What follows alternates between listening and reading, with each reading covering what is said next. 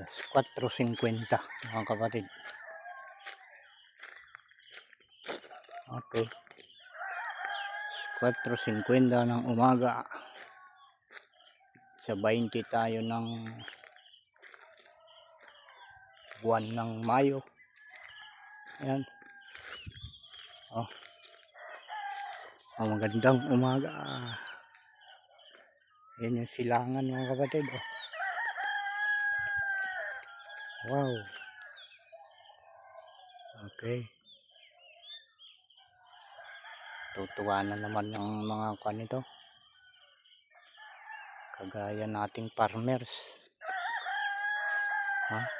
Buti hindi tumuloy yung ano.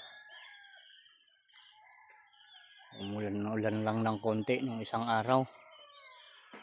Ang dami pang mais dito mga kapatid sa lugar namin. Dito sa Singgabiya at Spring, Baggaw, Cagayan. Kaya ayan.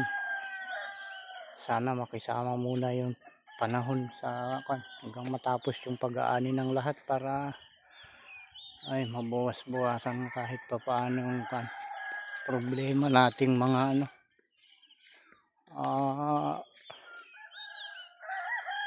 mga tao, lalong-lalo na sa atin mga farmers. Sobra na ang kahirapan ang nangyayari. Paghihirap sa pamumuhay. At sana lang kahit papaano timingan tayo ng panahon na kahit papaano ay matulungan para gumaan-gaan ng konti ang pamumuhay sa araw-araw. Ayan, yun lang mga kapatid. Magandang umaga.